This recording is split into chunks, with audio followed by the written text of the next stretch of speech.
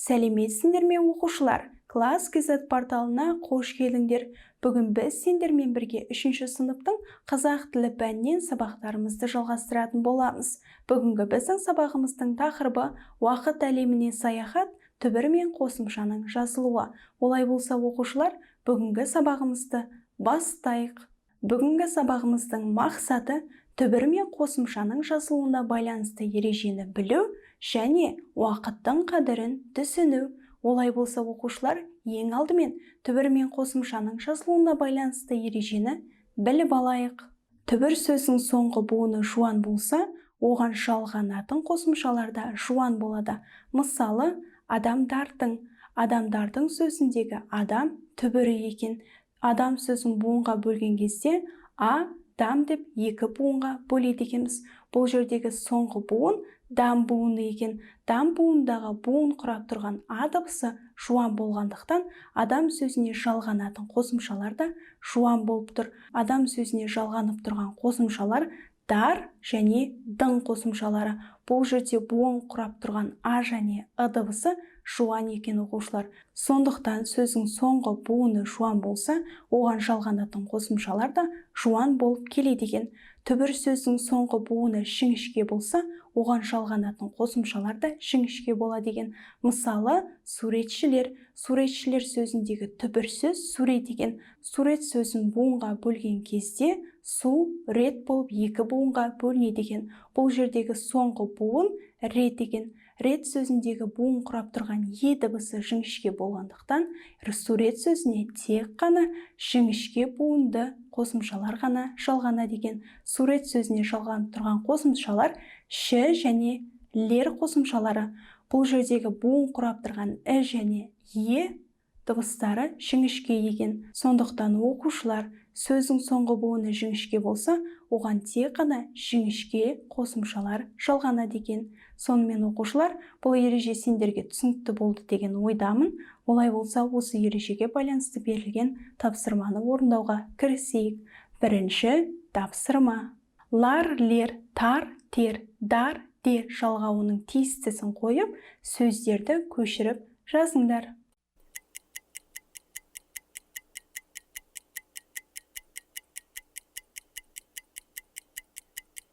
Бірінші тапсырманы орындап болсақ, онда тексерейік. Жоғарыда аталған жалғаулардың тиістісін қойған кезде мынадай сөздер пайда болады екен.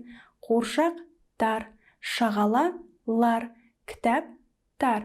Бұл жерде кітаптар сөзінде түбір сөз кітап екен. Кітап сөзіндегі буынға бөлген кезде кітап болып екі буынға бөлінеді екен. Бұл жердегі соңғы буындағы буын құрап тұрған дыбысы жуан болғандықтан, оған жуан қосымшаны жалғайды екенбіз. Тар сөзіндегі дыбысы жуан дыбысы екен. Өсімдік тер, өрмекші лер, жидек тер, құлын дар, жүзім дер, қыз дар деген сөздер пайда болады екен. Жарайсыңдар оқушылар, бұл тапсырманы дұрыс орындай алыңдар деген ойдамын. Олай болса, келесі екінші тапсырмаға назар салайық. Екінші тапсырма. Сәйкестендір. Кәнеки оқушылар, өткен ережелерді еске түсіре отырып, сәйкестендіріп шығыңдар.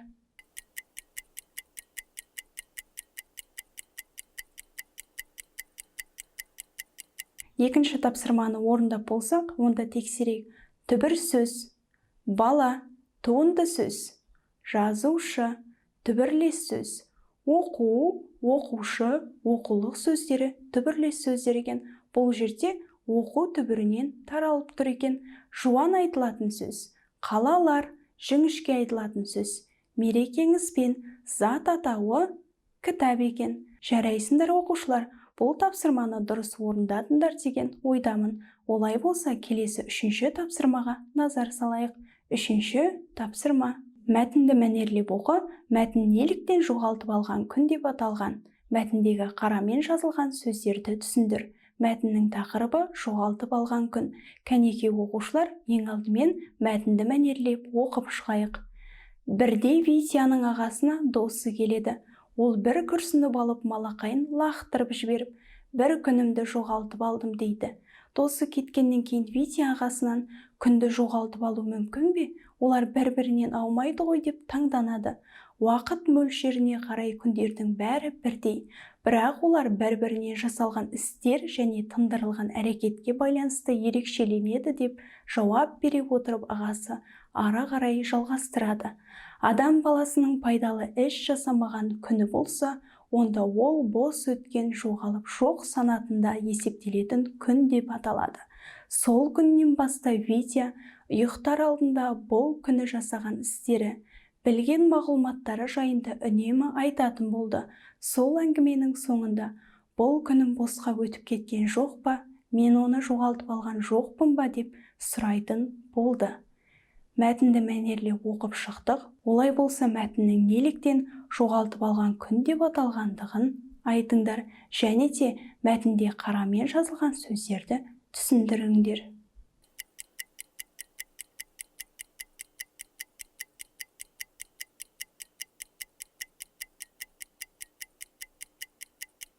Үшінші тапсырманы орындап болсақ, онда тексерейік, мәтіннің неліктен жоғалтып алған күн деп аталғандығын мына жерінен байқауымызға болады екен. Адам баласының пайдалы іс жасамаған күні болса, онда ол бос өткен, жоғалып жоқ санатында есептелетін күн деп аталады. Сондықтан оқушылар әрбір күнімізді бос өткізбей, тек қана пайдалы істерге арнауға тырысайық. Және де оқушылар мәтінде берілген қарамен жазылған сөздер бірыңғай жуан сөздер және бірыңғай жіңішке сөздер екен. Жуан сөздерге досы, ағасынан, баласының сөздері жатады екен. Ал жіңішке сөздерге күндердің, әңгіменің сөздері жатады екен. Кәнеке оқушылар сөздердің неліктен бірыңғай жуан және жіңішке болып тұрғандығын анықтайық. Алғашқы сөз досы сөзі екен. Досы сөзіндегі түбір сөз дос екен. Дос сөзіндегі буын құрап тұрған о дыбысы жуан болғандықтан, оған ы жалғауы жалғанып тұр. Ы жалғауы да бізде жуан. Демек оқушылар сөздің соңғы буыны жуан болса, оған тек қана жуан қосымшалар жалғанатын ережені есімізден шығарып алмайық.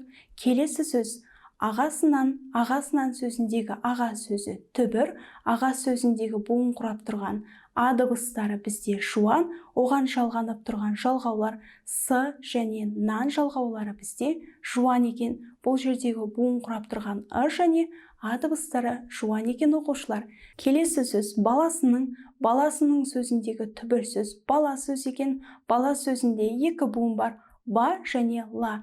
Бала сөзіндегі соңғы буын ла, соңғы буындағы дыбыс құрап тұрған а дыбысы жуан болғандықтан, бұл сөзге тек қана жуан қосымшалар жалғанады екен.